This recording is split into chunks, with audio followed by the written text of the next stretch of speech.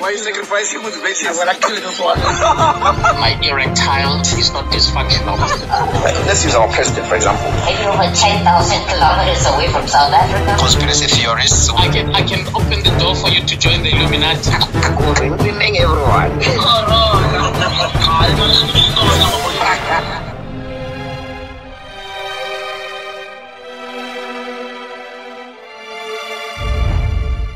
NippyCast. This episode is proudly sponsored by the cannabis-flavored 6G chili beef biltong. Enjoy, not for sale to persons under the age of 18. Hey, how's it guys? Welcome to NippyCast, another random edition. Well, I don't know what episode this is again. My ADD keeps kicking in now and then. Cool, but I know that today's topic is a bit weird. It's supposed to be talking about dogs, but I changed it. I reserved the one for the dogs to happen over the weekend with contributors, our in-house contributor Peter, and then maybe Nephew will join us. I don't know, but we'll record over the weekend. So today is a Monday. I was sitting and thinking, okay, cool, what do I have today? Really nothing much, eh? You know, I do have something up my sleeve. The topic will be journalism. Journalism. What is journalism? Yeah. What is news? I mean, we are living in an era where anybody can be a journalist, right? Look, like our social media has actually proven to all of us that anyone can have an opinion and anybody can influence anything.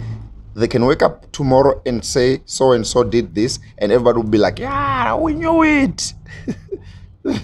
Like, okay, you knew it, why didn't you say it? Like, not because they be sad. They'll be like, I can wake up tomorrow and just fabricate some hogwash, some bullshit of note. Like, yeah, yeah, like, what? Why? Why didn't you say it yourself first? Right? So, journalism. So there's some people who went to school for this, studied journalism.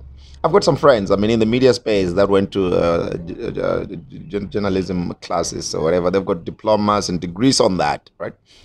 There's something we call journalistic etiquettes. Etiquettes. Just the rule of law. Abiding by following the rules of reporting, you know, which I've seen recently. It has been lost through the community of journalism, whereby everybody just says whatever the fuck they want, and no one wants to be accountable for anything. Anybody just speaks nowadays because you've got a phone, you can tweet, you can, you know, you can just say anything, and then you don't even know how much it dents the image of the person on the other side. If it's a good, if it's a bad review or bad report for it. You see, we will see people being accused of things that they didn't do online, perpetuated by the so-called cancel culture as well.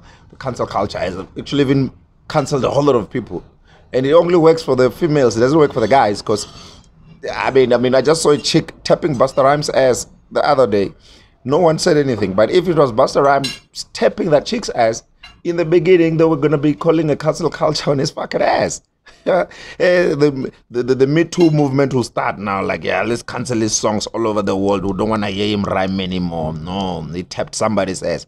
But because it's a chick, no one gives a single fuck. So the reporting is skewed nowadays. So people just go online and talk whatever the fuck they want, and no one is accountable for anything. I think maybe part of the ICASA laws in the country, they should be amended to tailor-make it for responsibility purposes. Because you can have mob justice online, whereby you're even scared to go out, where they go. Let me give you a case of Senzo Mayor. Remember Senzo Mayor? There was a guy who was identified as the shooter. Just because somebody went to the police and gave them some caricature, or what you call identity kit, that was off. Some guy with dreadlocks, black guy obviously. And then they went for the guy who was down the road. Everybody looks like that guy, man. All over the world, there is a guy who looks like that guy. The caricatures or the identity kits or sculptures or whatever you call them, they are equivalent to being drawn by a guy called Rasta, who just draws. It's not like a guy. Like you would be like, no, I know this guy. No, the guy looks like anyone. So So the poor guy was arrested. Obviously, the public was convinced that he's the one who shot Senzo. At that time, I think this was like, what, 7 years ago? And then, now he's suing the government for 17 million rands. Because of the bullshit. Everybody just goes there and talks. No one is accountable for shit. And then the people who perpetuated the suspect as him, whoever was drawing the identity kit, whoever, turned out to be now the suspect of the prime suspect of the actual crime. No one at that time was focusing on the ones that you're suspecting now or they're hiding information. But you went online and you literally charged everyone there. Talked. Yeah, we saw him passing at the car wash. Let's arrest him now. Now, fast forward to today, AKA's case, which is still under investigation. You pinpointed certain people, like, wow. Were you there?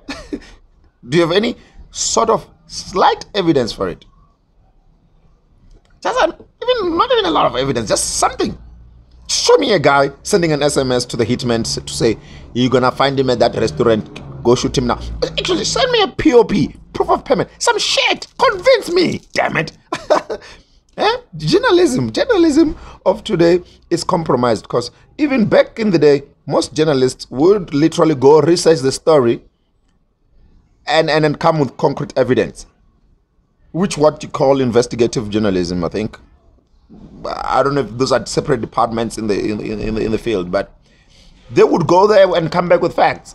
Mandela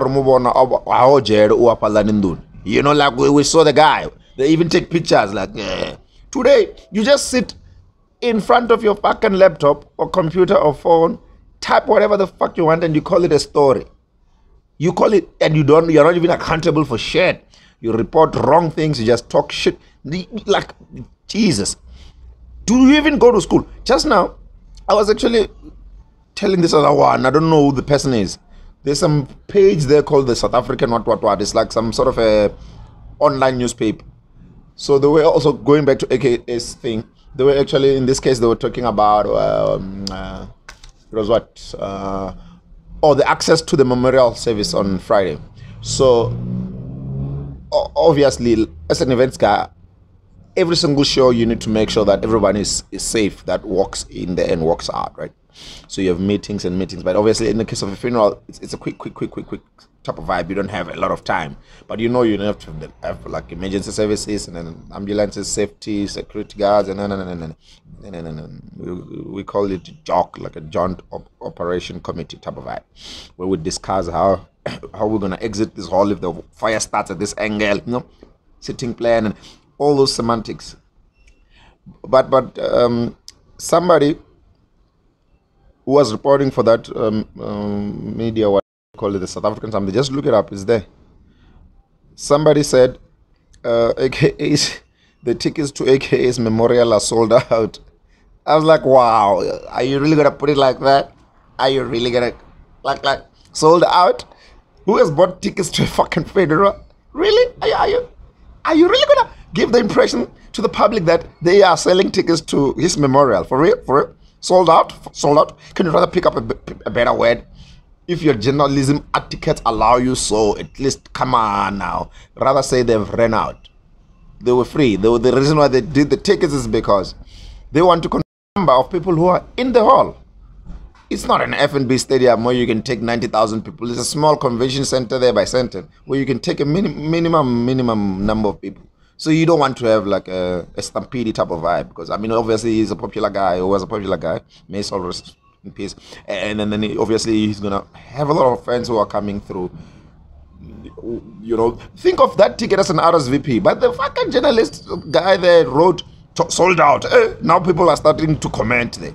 No, how the hell are they selling tickets to the funeral? I'm like, wow. Then I also went in, I'm like, my man, whoever you are, please, can you fix your life and your journalism etiquette? Don't just mouth off hogwash just because you've got a keypad. Nowadays we've got keypad warriors, by the way. The ones who just talk shit in their living room. They've got zero relation with reality out there. They sit there and that's their life, I was like, no, why don't you just rather say they've ran out? Please, man. No one sells tickets. Have you ever bought tickets to a fucking funeral? Come on. Look, now to see, even the people who are listening to this journalist nowadays, I don't know if they left their brains at the toilet or home, whatever, or if they don't even have a single brain cell. When you apply your own logic, when you looking at a headline, you can see this is my cheap, but this thing is bullshit. You can tell. Why don't you also apply your fucking brain? Why? Why don't you do that? So you can just to apply, yeah, just a little bit, just even a tiny little bit of even 1 second of thinking, yeah, just instead of like, dude, are you really gonna think they were silly? So journalism of today is different from back in the day. I still respect some news houses. I respect. I still respect the SABC people. They are very objective. I respect almost all the other media houses. Let's say Prime Media. They've got their ducks in a row. I still respect Powers. I should say Power FM. MSG Group. They still have their etiquettes intact. Who else? Sowetan, City Press. Hey, Daily Sun, it's not make sure. Hey, Daily Sun is not make sure. They'll tell you about a Toko Lodge. Like, why don't you take a picture of the Toko Lodge? That one, I'm in between the fans there. But the stories are exciting. It feels like you're in a movie or that newspaper right there. Which else? Obviously, City Press. Who else? Oh, the Maverick. The Maverick. Well, Maverick is more investigative rather than anything else. Who else have I been consuming? I hardly even consume. Oh, Times Live. I think it falls under Sowetan and them. News 24. IOL, I'm not sure. It's not make sure IOL. Recently, they published the wrong story. They didn't get the facts right. So, fact checking is important on journalism, I think. You would agree with me if you did journalism. I didn't do journalism, but I hang around them. Like, I'm in the entertainment space, so consume a lot of news. But there are times when news is not always good to consume because not all news is good news. In fact, journalists should also focus on giving us some good news. It is one day. Don't trust a car accident. Please, no car accident today. Ne? No guy killing himself. No guy shooting the other guy. No guy robbing. You just show me a party. Like, yeah, today in the news tonight at 7 o'clock or after 7 is a party. You will never do that, eh? Because somebody once asked on social media some couple of years ago, news, is it an abbreviation or an acronym? I don't know. We Googled it. It gave us an answer to say it's something that is new to the people and people want to hear about it. So it's a plural of new. News. So new developing stories are new. Then they become news. That's how I understood it.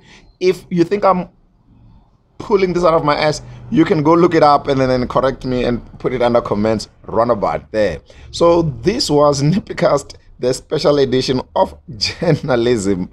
You can have your say. What else do I have? What else do I have left here? Yeah, fact gathering. When you're a journalist, you should gather your facts. Get your ducks in a row. Thank you for watching NippyCast. This episode is proudly sponsored by the cannabis-flavored 6G chili beef biltong. Enjoy. Not for sale to persons under the age of 18. Why are you sacrificing motivation? I will actually do one. My erectile is not dysfunctional. Let's use our president, for example. Are you over 10,000 kilometers away from South Africa? Conspiracy theorists. I can open the door for you to join the Illuminati. Good evening, everyone.